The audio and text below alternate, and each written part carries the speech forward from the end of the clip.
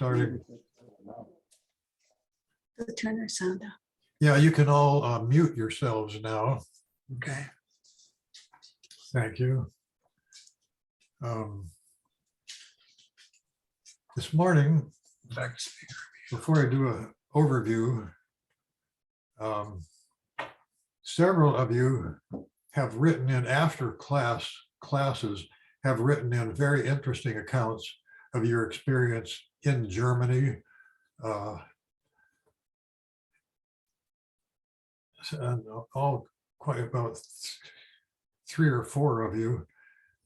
And they're so interesting that I've asked Diana to read one of these each morning for a while. And this morning we're hearing from, got a couple of fascinating messages from Katie Doran Niemitz, who lives in Germany. And so I'm going to have Diana read this message to you. And if any of you have any interesting observations, don't hesitate to send them to me.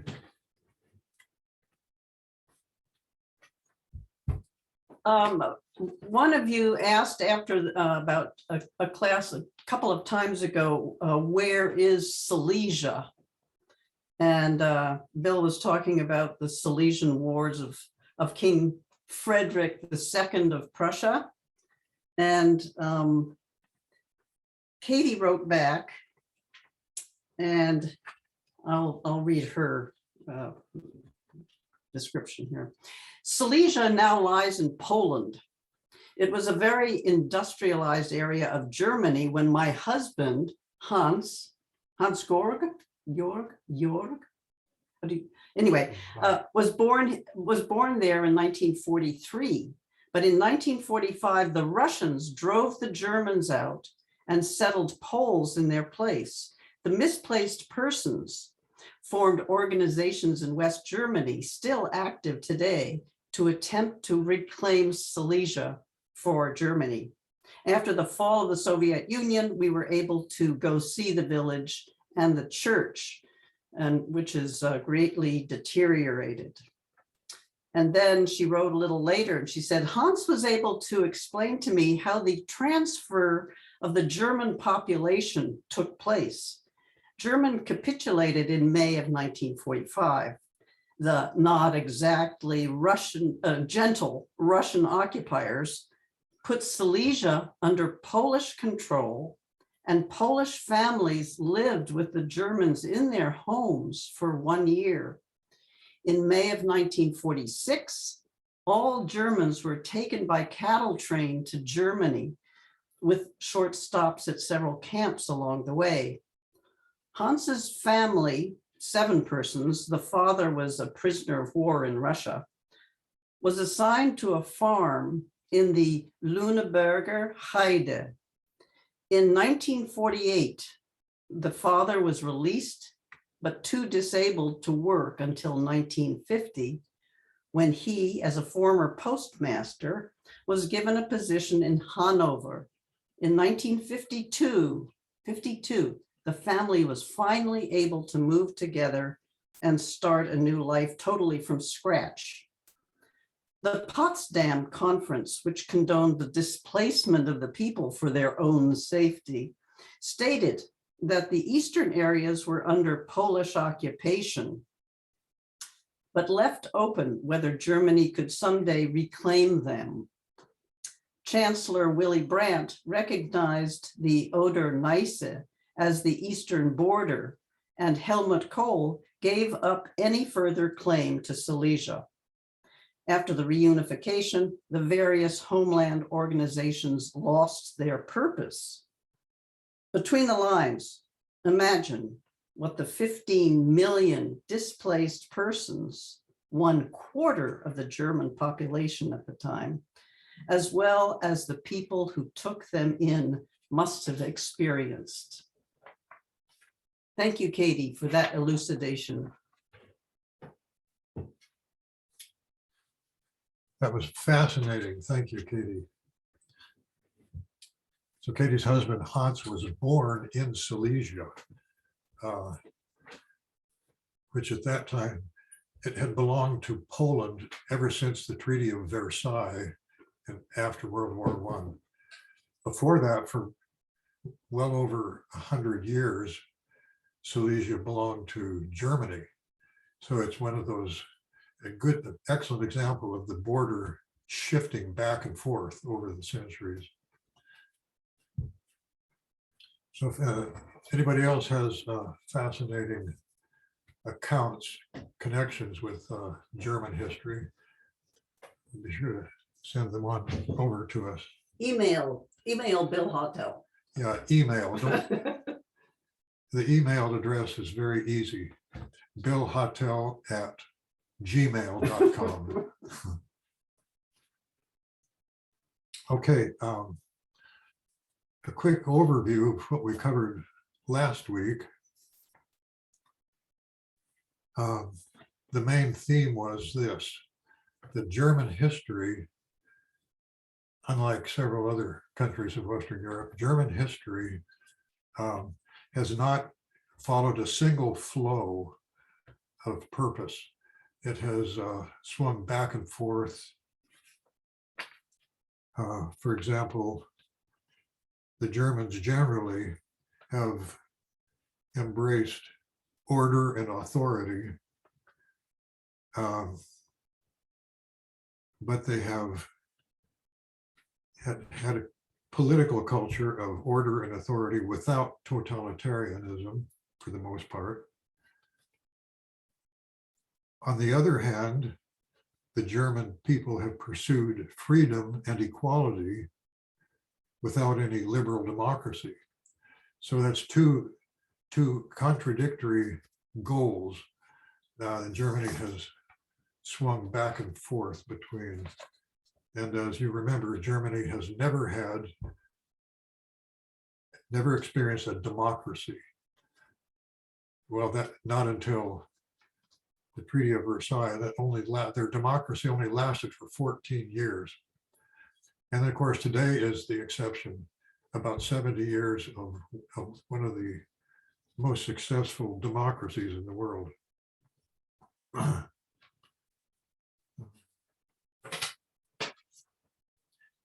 I'd like to make a contrast between the German pattern of political history and three other examples.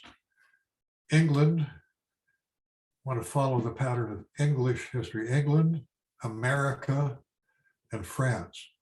They all pursued generally the same overall purpose, namely the achievement of freedom for individual citizens.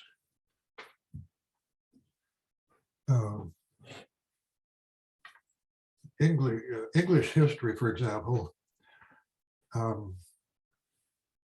started, that is, there was a major event in the year 1215.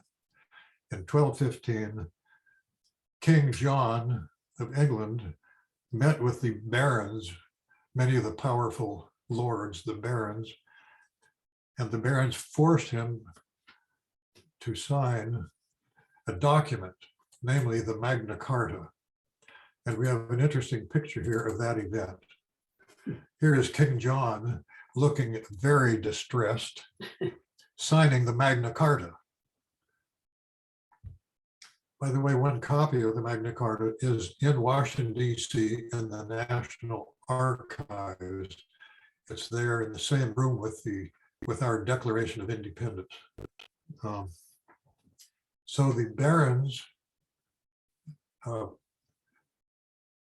what the importance of this moment was that the barons forced the king, the monarch of England, to sign over certain authority, certain powers.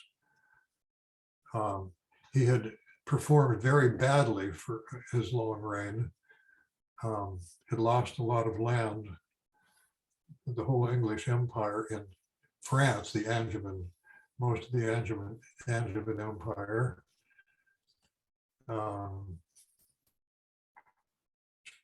And he was not an effective leader. So he finally agreed to turn over some of his powers. Now that didn't really affect the common people, the ordinary citizens immediately. But the Magna Carta was a hugely important because it was a goal, the goal of limiting kings and queens of England from becoming overly powerful, becoming too powerful. And that has been the general pattern in English history. If you go, so from that model, and for 800 years, it has been a model for the English people. Even a recent example, no matter how extraordinary a leader has been, Winston Churchill, after saving Britain and brilliantly managing World War II, Winston Churchill was voted out of office in 1945. So the English people have had that instinct of limiting the excessive powers of any one man, no matter who. And then there was, in fact, there was an extreme moment when Oliver Cromwell became briefly a dictator, when the King of England, Charles I, was put on trial. Well, this was during the Civil War between the King of England and his cavaliers and the Puritans. The Puritans has managed to seize control of the Parliament, the government, under Oliver Cromwell. So Cromwell and the Puritans put the King Charles on trial, and he was convicted of treason, and he was beheaded in public right there on Whitehall. So the King of England was beheaded. Now that's an extreme example. The people of the majority of English did not approve of that. Shows what happens when you get a dictator in power. And the English people ever since have felt some shame about the fact that King Charles I was beheaded. They did feel uneasy about that.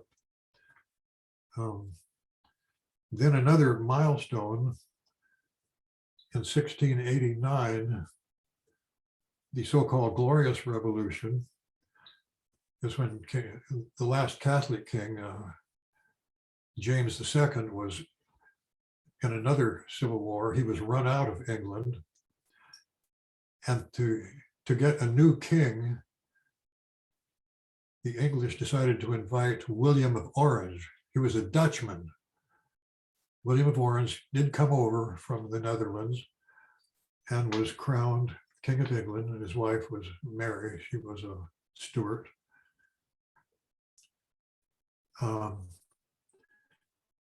And so William of Orange had, in order to become king, he had to sign away major authority, major powers from the monarchy of England. And that document was called the Bill of Rights, the Bill of Rights. That may sound familiar. So it was rights for the people against an overpowerful king. We, of course, have had two bills of rights in our history. When we were English, part of the English state. And then, of course, during the American Revolution, the Bill of Rights was added, or no, after the American Revolution, in I think 1788, we have our own Bill of Rights. So the monarchy of England was emasculated, and the monarch from that point on was principally just a figurehead. And the Queen Elizabeth, for example, the current monarch, her political authority is very severely diminished. She has very little political authority, although her office is head of state. the head of the government is a prime minister with the power of parliament.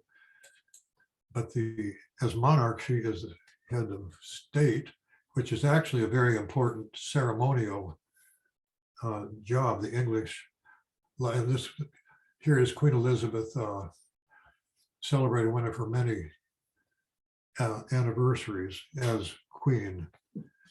By the way, she was crowned in 1952, and she is now the longest reigning monarch in the history of England. She said 6.5 years ago, she passed Queen Victoria, and Queen Victoria had been actually a pretty extraordinary personality, and she had served 65 and a half years.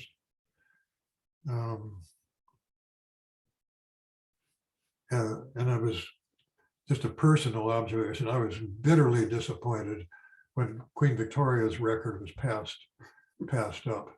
I just really wanted Victoria to remain as the longest reigning monarch.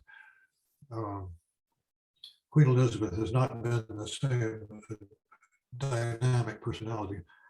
And by the way, if Queen Elizabeth lives 4 more days till February the 6th, she will be celebrating her 70th anniversary as the Queen of England. Really extraordinary. She's the longest reigning. If you look over thousands of years of history, who was the longest reigning monarch? I have a good time probing details of history like this. The longest reigning person was longer than Queen Elizabeth by 24 years. An ancient Egyptian pharaoh, this goes back to the 6th dynasty, very early dynasty of ancient Egypt. The pharaoh, Pepi II,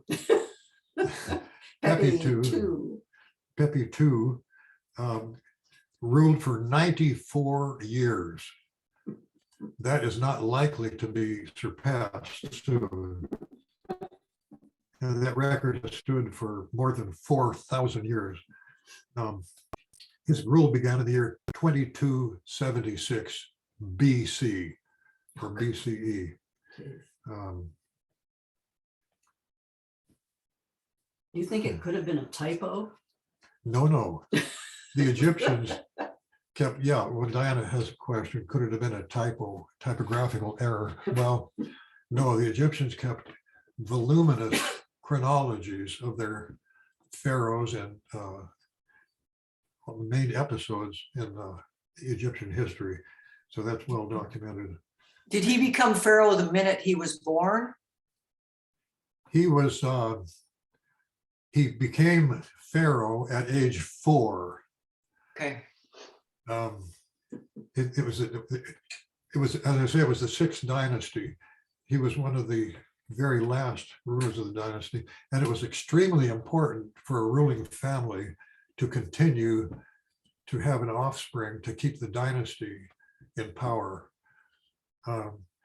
Actually, by the time he was approaching his 90s in age, his mental capacity started waning, and he was not a competent ruler his last few years. And just a few years after he died, the 6th dynasty collapsed, and there was a period of, one of the many periods of chaos, and the central government lost power. So, bottom line, Germany's political pattern has been very different from the British, for example. Now let's take a look at the American pattern, political history. As another contrast, our country was born in a revolution, of course, and our king, we had kings and queens for many years, 150 years or more. Our king, George III, was seen as being a tyrant by the American leader community. And it is because, well, we English colonists felt that we were overtaxed, which if you examine that, it really was not true. Felt that we were overtaxed by the king. We had no representatives in Parliament, and that is quite true. Not a single American colonist served in the English Parliament. It was a British Parliament by that time. And so the Americans, well, in the Declaration of Independence, Thomas Jefferson was really harsh, brutal, and listed the many dozens of abuses of power over the colonies. And so Americans developed really a strong distaste for the king and for kingship, period. And when the founding fathers got together in Philadelphia and drew up a constitution, first time in history I know of where a people created their own government totally from scratch. Our Constitution is designed to have very strong blocks against the overreaching power of any leader. No president is above the law. And this brilliant system of checks and balances puts checks not only against the presidency, the executive branch, but also against the legislative branch. The Senate and the House of Representatives have checks against them, and likewise the Supreme Court. The checks are pretty weak in this case, but all three branches have checks and balances. It was generally a brilliant piece of creating a new constitution in a new state. Oh, one thing I forgot to mention, it was about 7 years ago, I think, this group made a study trip to England and Scotland. And when we got to the Parliament in London, well, not London, but Westminster, we got a tour through the House of Lords and the House of Commons. And the tour guides, almost all are wives of the members of Parliament.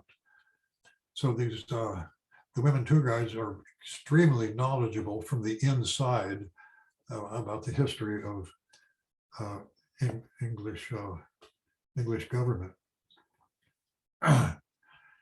And the lady had just finished telling us about just mentioning King John and the Magna Carta when little Aidan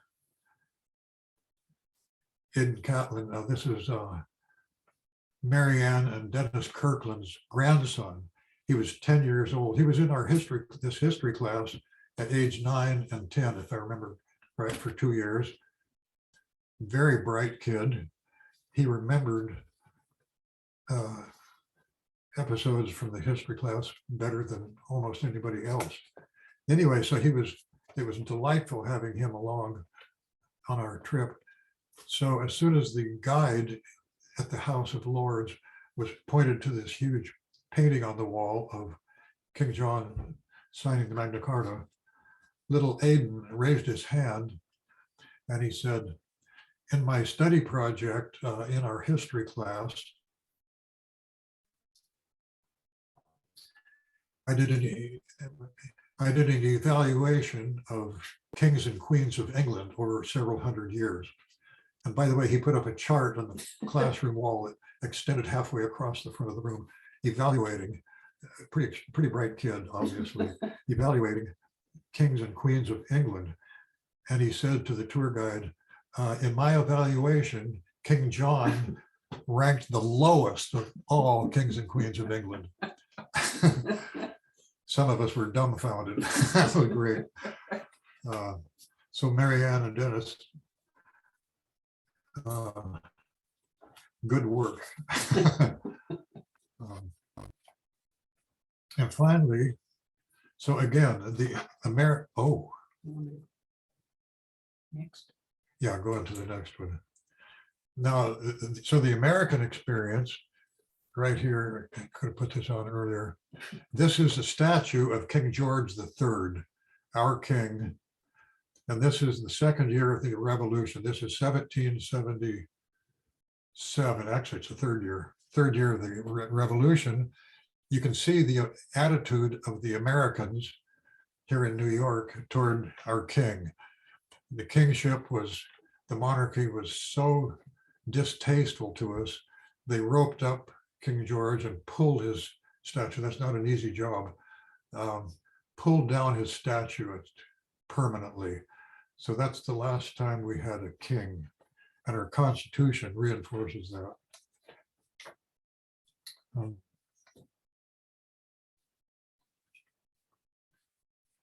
Okay, now again, so the American political experience has generally been in the direction of rights for individual citizens. The rights of the fact that's embodied in the first three words of the Declaration of Independence, written by our Renaissance man, Thomas Jefferson. What are the first three words of our declaration? We, the people. The power and authority in this country is posited in we, the people, not in any dynasty of kings.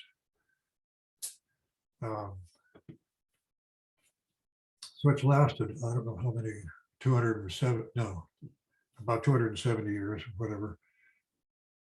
Anyway, well over 2 centuries so far. We won't pursue that anymore. We're in a possible transition right now.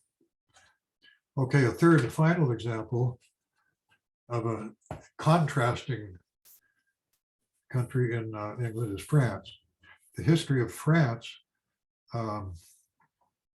also generally has followed the pattern of rebellions against the monarchy in favor of the people. Now, the French Revolution, 14th of July, 1789 is when the storming of the Bastille really began the French Revolution. The people on a grand scale, the French people rose up in massive demonstrations and insisted,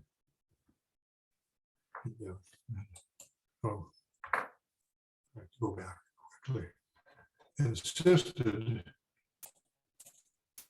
that, don't want to jump the gun, that the king and that the monarchy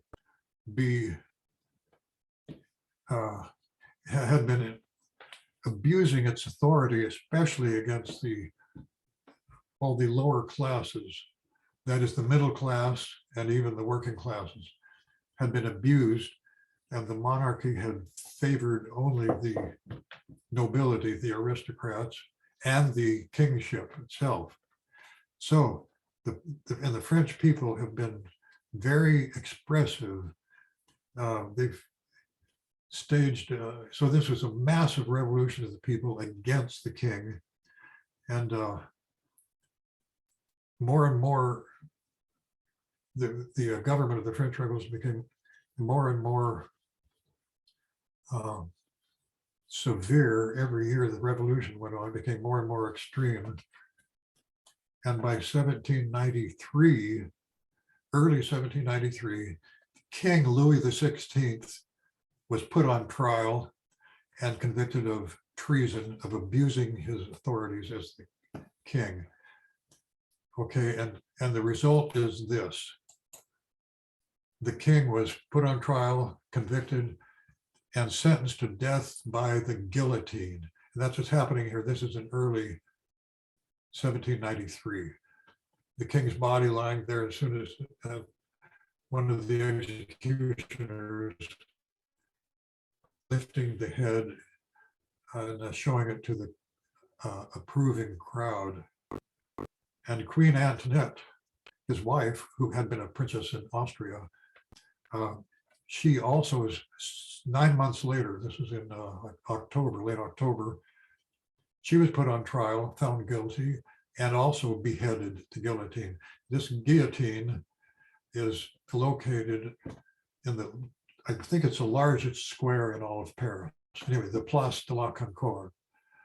It's a massive square, massive populations have gathered there frequently for, and it's said that the French, they are so willing to stage revolution against overly powerful leaders. There was another revolution, French Revolution in 1830, another revolution in 1848, and the most recent one, Diana and I were in Paris about this time, when Charles de Gaulle finally, after 10 years as one of the great leaders in French history, Charles de Gaulle was finally voted down under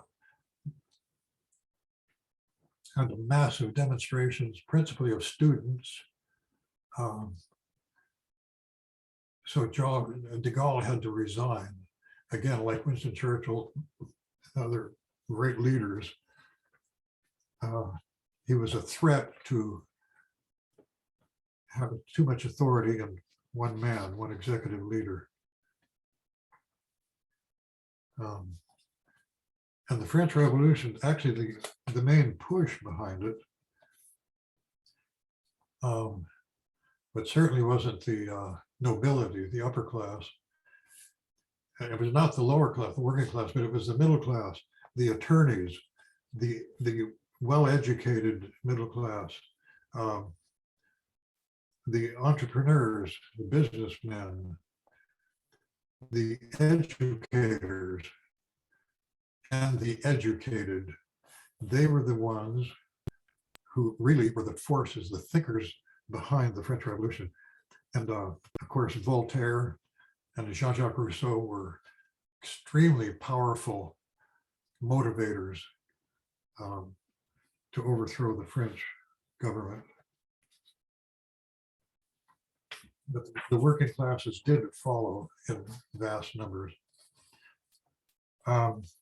Okay, so bottom line, the pattern of England, America, and France all followed pretty much a single flow in their political history toward more freedom for individuals and less freedom for powerful central monarchs.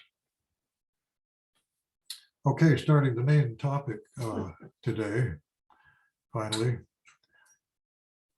If you glanced over by the way, I noticed that some of you are jotting notes and reading the outline along. It's, I think, a good idea. So I'm going to start. So we are now beginning with German history. We're going back to the beginning. And the beginnings of German history were not written by Germans. Beginnings of German history were not written by Germans, partly because Germans did not have writing. They did not have reading and writing. This was a pre-literate people. And so the first historical accounts were written by their adversaries of the Germans, namely the Romans. In the late first century, extraordinary Roman historian Tacitus wrote a book called Germania, which was a history of the German people. And surprisingly, he writes with a strong admiration for the German people. He does see their strengths. So they're very tough people. They have endured a lot, capable of enduring a lot. They make excellent warriors. and they have other redeeming characteristics. And Tacitus recognized that, partly because, and he wrote this as a contrast with, by the way, the map here is the barbarian invasions. Tacitus wrote his history of the Germans, showing a contrast between the admirable Germans and the Romans at this time, the end of the 1st century, beginning of the 2nd century, had become, Tacitus felt, become soft, weak. Their patriotism was flagging. They simply become victims of consumer goods, and they felt that they didn't have the same warrior spirit that the Romans did have for the previous 400 and 500 years.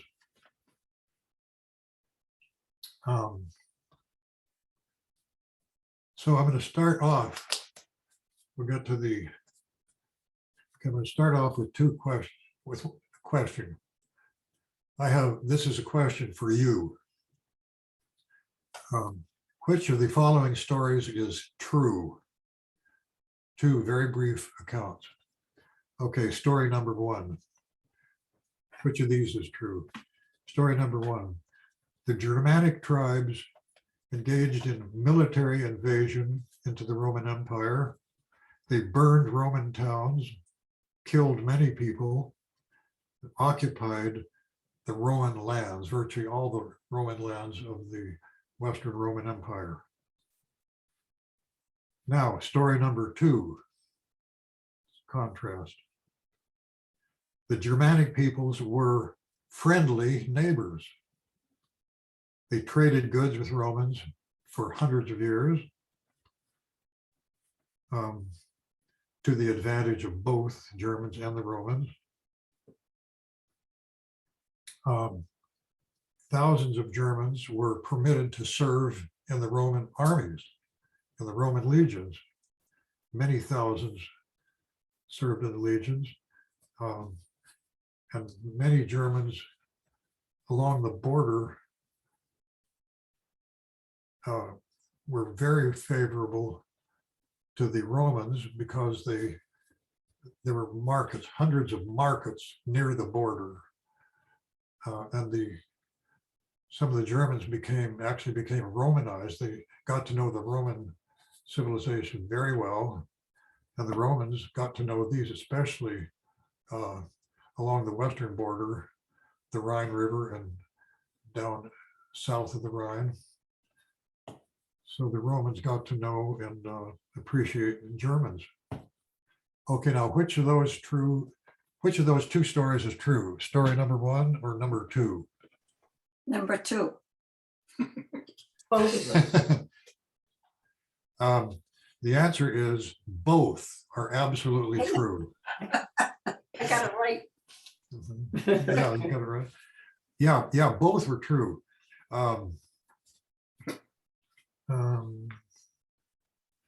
Just to, and if you're the type of person who has no problem living with uncertainty, you shouldn't have any problem with this.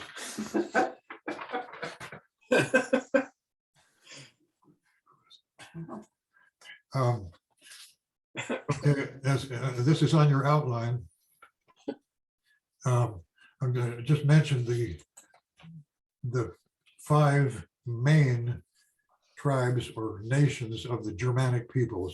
Is that 1, 2, 3, 4th guy down? Alexander, Okay, could you please mute yourself? Thank you. I think it's so the and I'll mention where you can follow on the map here. By the way, this is a map entitled The Barbarian Invasions. Now that term has fallen from grace. Historians do not use that term anymore for a couple of reasons. It's the Germanic people, it's not quite fair to judged them at this time as barbarians. That's a term that the Romans used because they were uncivilized in many ways, most ways, many ways. And instead of invasions, it's more accurate to call it the migrations. These were massive migrations of people. And both were true. There were brutal invasions, and many cities and parts of the Western Empire were burned and destroyed. Many Romans killed. But at the same time, I'll give an example in a couple of minutes. But as neighbors, as I just mentioned a few minutes ago, the Germanic peoples were very helpful. Of course, they occupied entire legions of the Roman army in the far west here in the Frankish areas in Gaul. And even one of the legions was commanded by a German, a Romanized German who was a commanding officer. And one example of that, if you look at a map, We have another map. yeah, let's go to a second map. There, no, I want a map with that shows Cologne.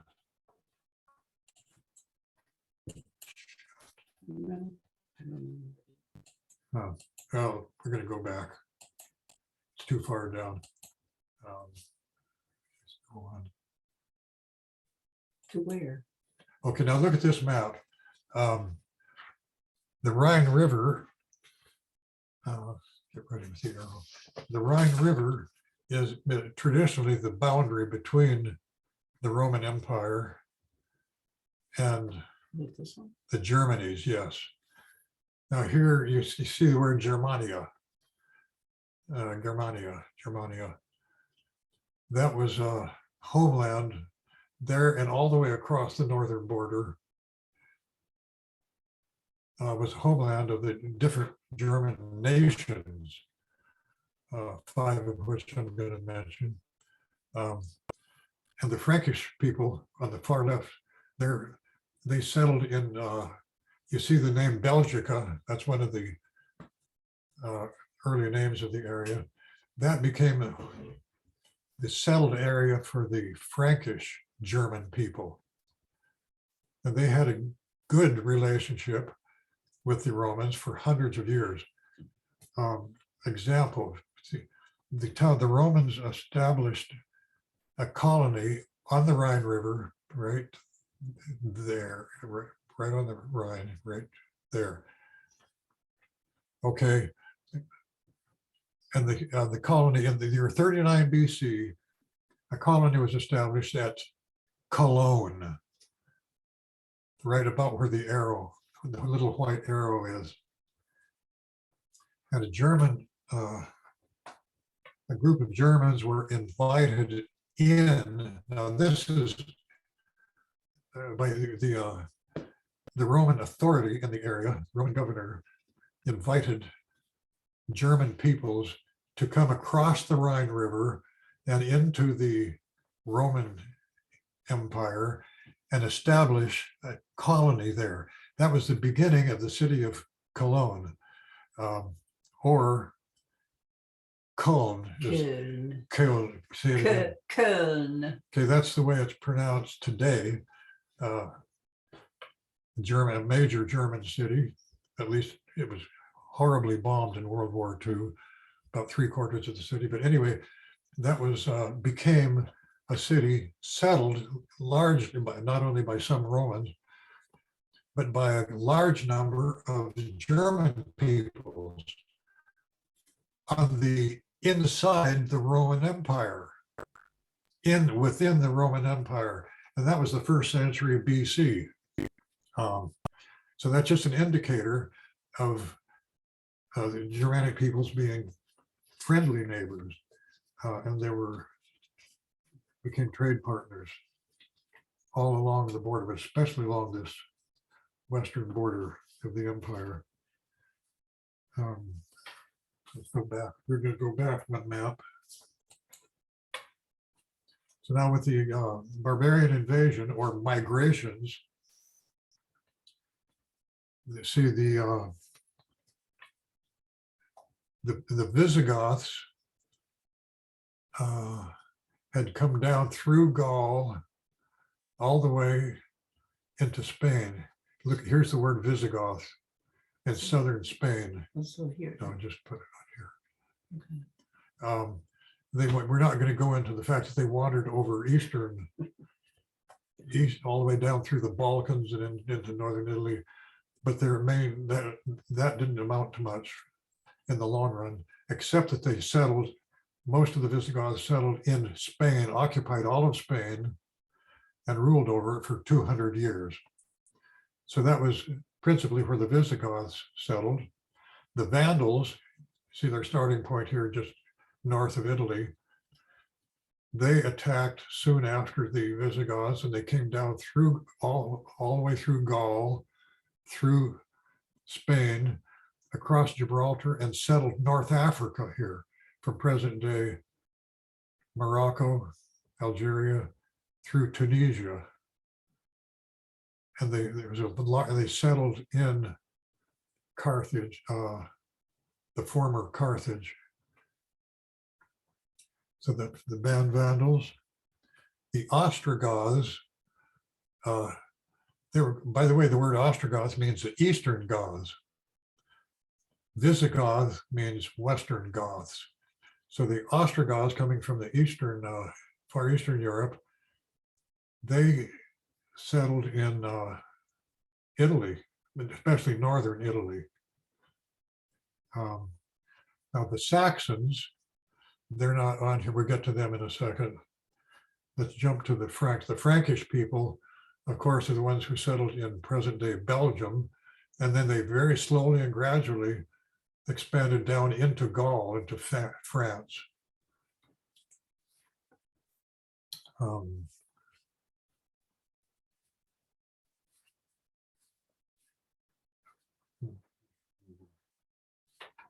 Okay, let's go to the next map. And one more. Now this map, this is just another version of the invasion. Here it's called the invasion of the Roman Empire instead of the barbarian invasions. But what's interesting here is the Saxons. Well, today, 3 of the states of Germany are Saxon, Saxony. Anyway, so the main area of the Saxons and the Angles is up here in the far north, stretching from present day Denmark, coast of Germany, and then down to the Netherlands and Belgium. There was the area, homeland of the Saxons. And when they invaded, they didn't go south. They sailed across the North Sea, or the English Channel here, and invaded and conquered the island of Britain.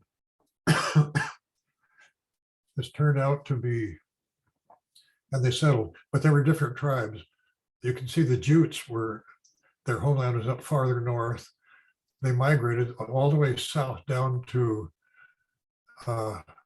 County Kent, or Kentshire, right here. And that was where the Jutes settled permanently. The Angles from this area, which is southern Denmark and down into Germany, when they invaded across the North Sea, they invaded into the upper coast of England. And finally, the Saxons, the southerlymost from this coast, they occupied all this coast. They invaded south central Britain, and they stayed permanently. Now so the Saxons, from the viewpoint of us English-speaking people, were extremely important. They had enormous impact on the future history of England. But we're going to follow that up a little later.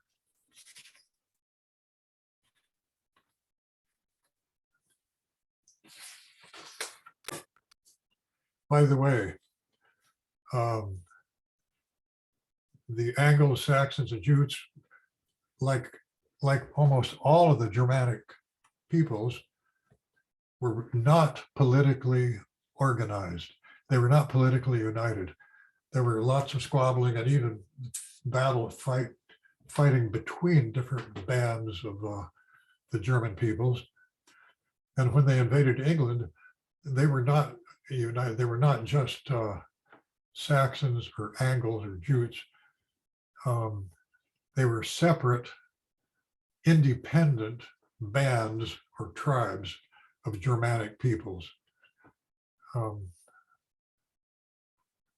That's an important feature of the Germanic peoples from the beginning. Just one example of that. When the Visigoths down here occupied all of Spain, they simply did not have any historic experience of organizing large nations of German people. They were smaller tribes.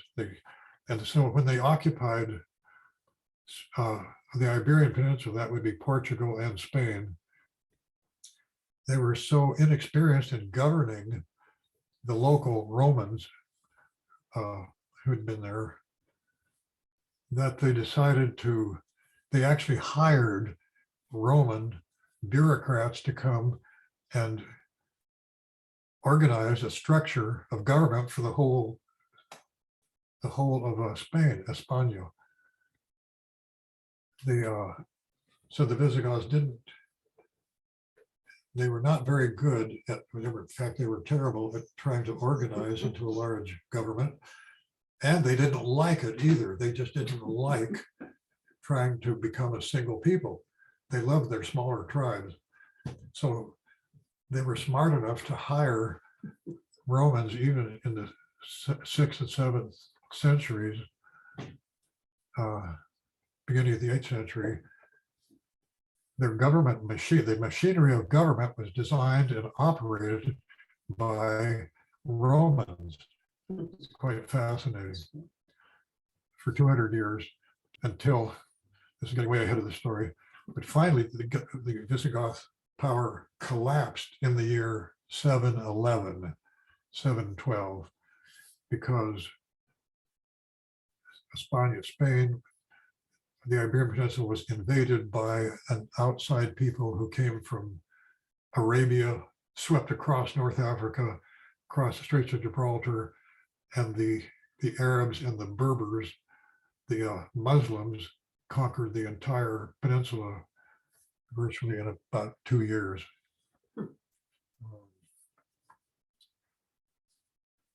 So the effect of the Saxons and Angles, by the way, you keep using the term Anglo-Saxon for our people, and that is quite accurate because they're just different tribes, the Angles and the Saxons and the Jutes. But that is summarized by historians as the Anglo-Saxons.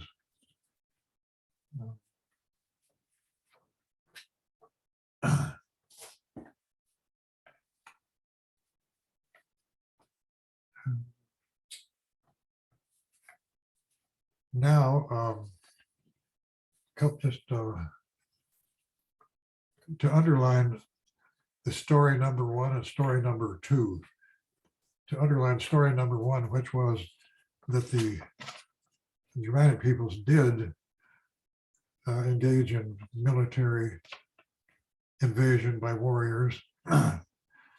So we're going to be looking at causes of the fall of the Roman Empire, important because that's what opened up vast new territories for the Germanic migrations, for the Germanic peoples.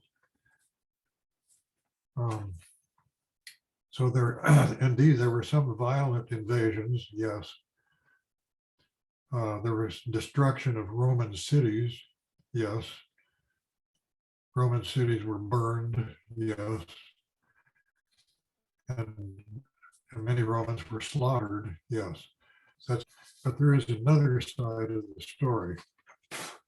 But I'm going to quote one of the witnesses who was in Gaul, present-day France, and witnessed one of the invading armies. This is a poet named Orentius, and this is a quote of his experience.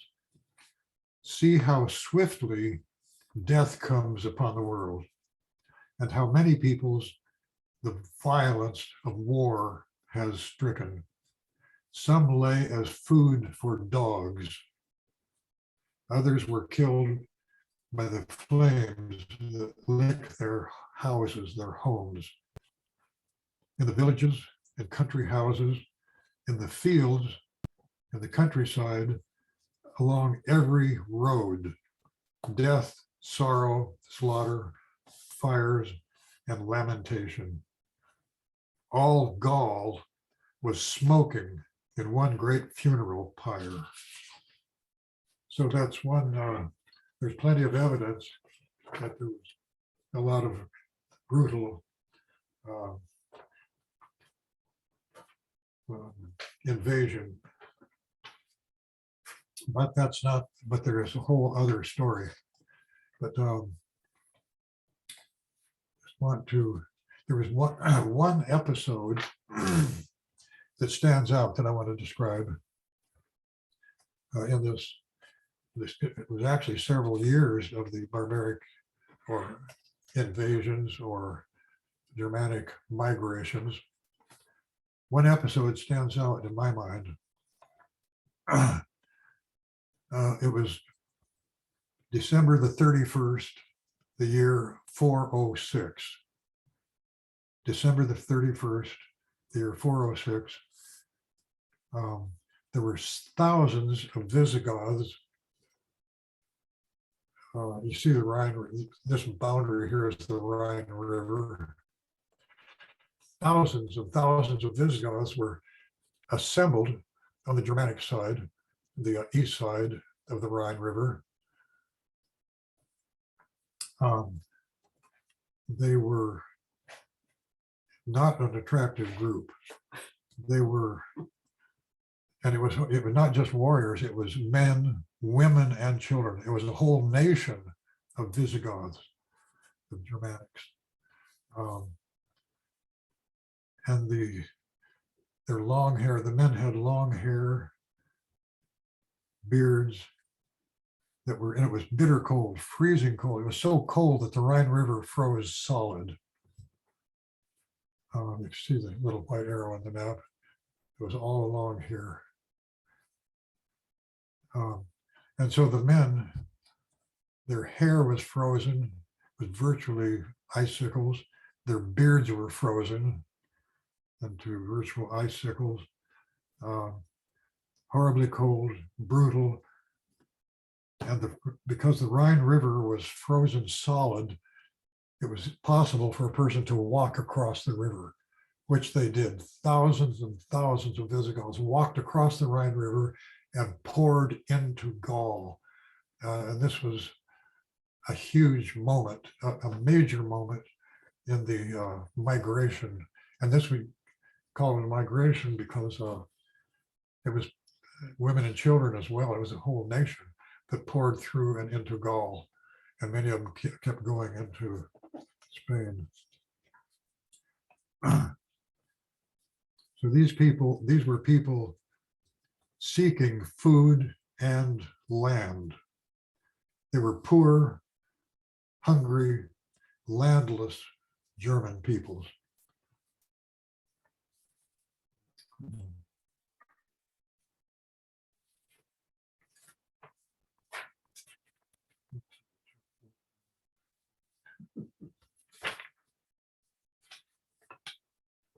I want to to go very rapidly through the causes of the fall of the Roman Empire. We're seeing the Roman Empire fall. And there were a lot of different causes for it. And historians were not able to agree. One of the first causes that was exhaustively researched by Edward Gibbon, notable, one of the great historians of the English language. He researched the Roman Empire, and his conclusion that the main cause of the fall of the Roman Empire was the Christian religion, Christianity, the Catholic religion, on the grounds, and he found evidence, plenty of evidence, that the warrior spirit of the Romans was sapped. And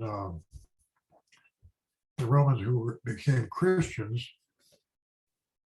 shifted their focus onto heaven, the afterlife. They lived for the next world. If you live a good life here, follow the commandments, you go to heaven. That became a focus rather than your patriotism toward the Roman state. And also there also caused there was a spiritual malaise, and the loss of faith in the traditional Roman religion. The gods and goddesses had failed the Roman people, did not fail to protect them. Another cause, the fall was a tax burden was crushing. Tax burden was horrifying, and the taxes were so strong, very few people could afford to pay their taxes. And leaders in public office, like mayors, town councils, the Roman leaders of the machinery of government had to endure impossible burdens. Their job was to enforce the wage and price freeze imposed by Emperor Diocletian. There were occupation freezes. Every boy had to follow the same occupation as his father, because many of these occupations were essential for the Roman Empire to continue functioning, and there were simply not enough people. And many of the public officials, as well as other Romans, simply were so crushed by the burden of the iron fist of the Roman government that they actually got up and walked away. They ran away into the woods. Many Romans all over the empire ran away and made their homes in the forest to get away from the iron grip of the Roman emperors.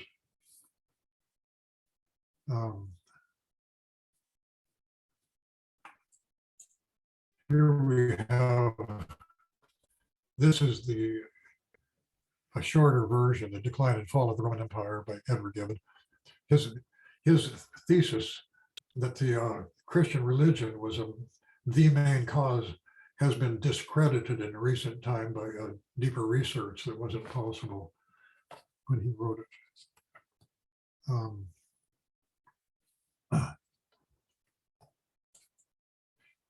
Just one example, I'm not going to spend any time on this example, but the whole Nile River in Egypt had been, I'm going to take this as one example, had been the breadbasket because of the fertile soil. It was the breadbasket for the early Roman Empire. And many of the people see how many towns there are along the Nile, almost nowhere else in Egypt, in the desert. But many of the peoples here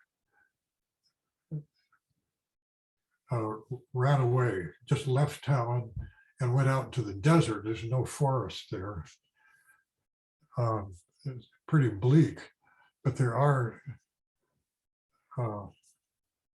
enough oases that people who could just ran away from home and became hermits.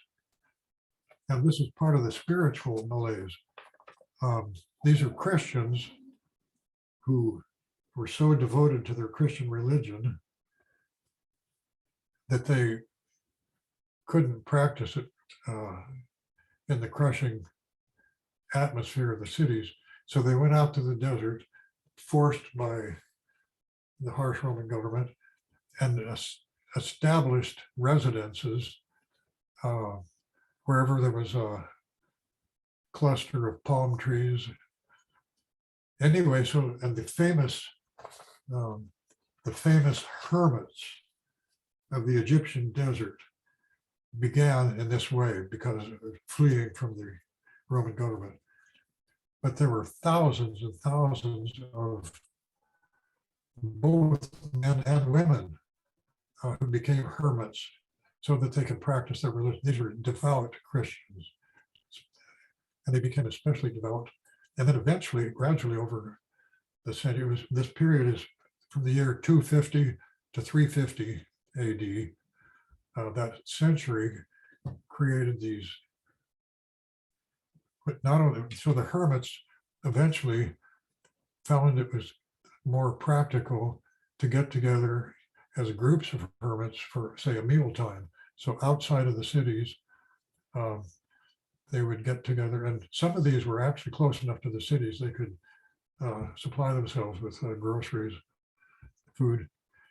Anyway, and of course, the most famous of these hermits was Saint Anthony of the Desert, because his life story was written down, not by himself, but by some of his followers after he died. And his genius was to organize communities of hermits where they could live together and still live a life of silence and prayer almost all the time, but would get together for meals. And that became a pattern which has lasted 1700 years. Saint Benedict, there's Benedict in Rome. He's the first one to create a series of guidelines and rules for the Benedictine order, and it became enormously popular right away. And so there were Benedictine monasteries all over Europe, and monasteries of other orders, but the prototype, the model for that has been the hermits of the Egyptian desert.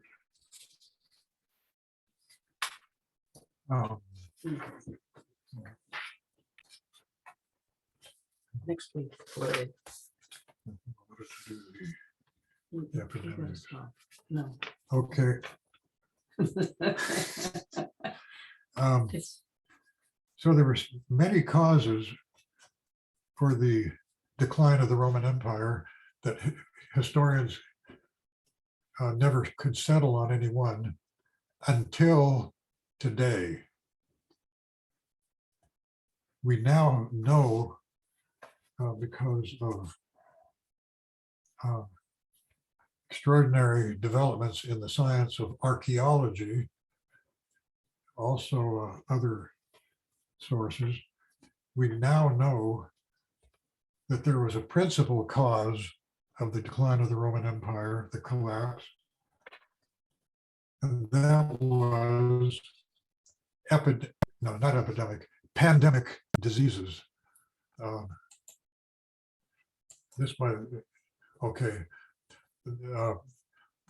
Roman Empire suffered a series of pandemic diseases. This shows the plague, the Antonine plague, and these are all on your outlines. The Antonine plague began in the year 165. It raged, well, here it's called, if you read after the first Jewish Blood the moon. blood moon, the lunar eclipses in 162. After that, starting in 165, happened to be the time that the first massive pandemic disease spread through the entire Roman Empire. And that's only the first of several. So we will continue there next time, next week, the story. And we now know that that was the main cause of the collapse of the Roman Empire. Do you want your face? Fascinating story. Your face now? Yeah. So we will continue that next week. To me, it's extraordinary because most of my time growing up, I thought that the cause of what I happened? was looking for the chat. Oh, where the hell is this thing? You were growing up. There were, yeah, all the time I was growing up, there were many different causes for the fall of the Roman Empire, and that's quite true. But in very recent times, there's enough evidence from new sciences that we finally have a principal cause, pandemic disease. Okay, so we'll continue there next time. Now, if you have any, You have some questions. oh, good, a couple of people have written questions in. Trish Hurst. Oh, interesting question. Was it unusual to have a person face up A for prisoner.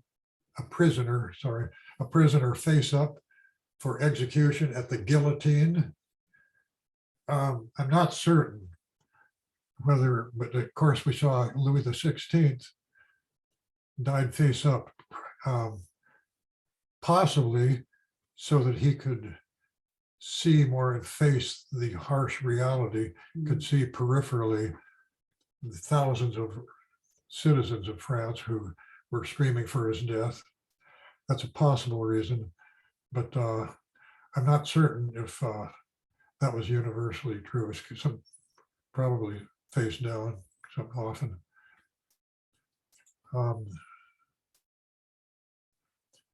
Okay, from who was that from?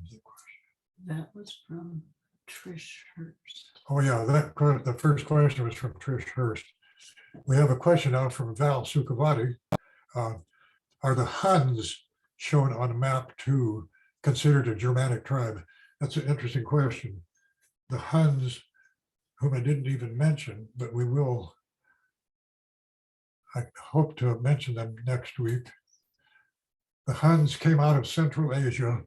They were not a Germanic tribe, although they followed the same pattern. They had migrated after millennia in Central Asia across the Russian steppe into Europe, and they arrived around 380 AD. So they were late. They were latecomers, and they were not Germans yet. But they marauded through much of Eastern and Central Europe, and the Huns finally were defeated by a Christian army. But it's a fascinating story. And what they did, they disbanded after Attila finally was defeated. Or no, he wasn't defeated. It was a stalemate, a massive stalemate between Roman army and the Huns. So, and we know from very recent archaeology, just in the last 3 years, we've learned where the Huns finally settled, namely down in Bavaria and several other countries in Southern Europe. And we'll find out how we knew about that, how we learned about that next time. Okay, and this is the next time question too. Okay, now we have another question from Alexander. Okay, how do the major current Central European languages relate to the people shown on the map? invasion of the Roman Empire on that map. Yeah, could we go back to that? Yeah, let's go back to that. Oh, I meant to No. the map. Well, No. No. okay, in brief, the Germanic language in Gaul, Spain, North Africa, and Italy, the Germanic languages were dominant, and that is the leadership were the German tribes, but the majority of the population still spoke the language of the Romans, that is Latin. And the ruling Germans, north of the Danube River, east of the Rhine, the Germanic languages were solid there permanently for in Germany, Austria, and surrounding lands. But the Germanic languages in France, Spain, Italy, Romania changed. The German language died out, partly because the rulers because the large majority of the population were still speaking the language of the Romans. And so the Roman languages are the ones who eventually rooted out the German languages south of the Danube. And so what happened, the language of the Romans evolved over 2,000 years, slowly evolved into Spanish, into Portuguese, into Provençal, into Italian, and into Romanian. It's a fascinating story. That's the short version. Mhm. And another, You may say stop because people are leaving and okay, and here is well, a final question. Why don't you read it out loud? from Trish Hurst. Uh-huh. The Christians were blamed by Nero for the burning of Rome. You once mentioned the decline of society as one of the reasons for the fall. Not quite. Yeah, well, Nero did, just the first mention of Christians in recorded history was by the historian Tacitus, when the Christians were blamed for burning the city. That was not true. And by the way, Nero did not play any violin. He was playing a lyre, if anything at all. He was a stage performer, by the way. He loved playing and acting on the stage.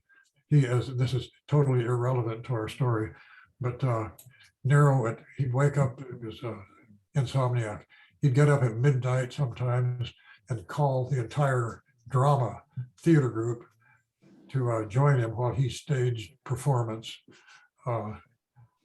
playing his lyre and performing. He was a real cantankerous toad. Mary Jane Perry said, sounds similar to what Nietzsche said. Christianity was making Germans soft. Yeah, that's actually a good parallel, Mary Jane. Nietzsche, and before him, 100 more than a century before him, the rise and fall of the empire, they both agreed that Christianity was a main cause of making the German people soft. The great warriors of historic early Germany were softened by the Christian religion because it took the focus on heaven, the afterlife, instead of serving, being a patriot during this life. Okay. And finally, that question was from Mary Jane Perry. She, by the way, is the extraordinary baker who's baking hundreds or thousands of chocolates for the chocolate sale. Look, if you're looking forward to Valentine's Day, the chocolates will be on sale from the Twist Grange. And Mary Jane is one of those in charge. I'm going to stop the recording. She's baking all the chocolates. Okay, we've run out of time, and thank you for your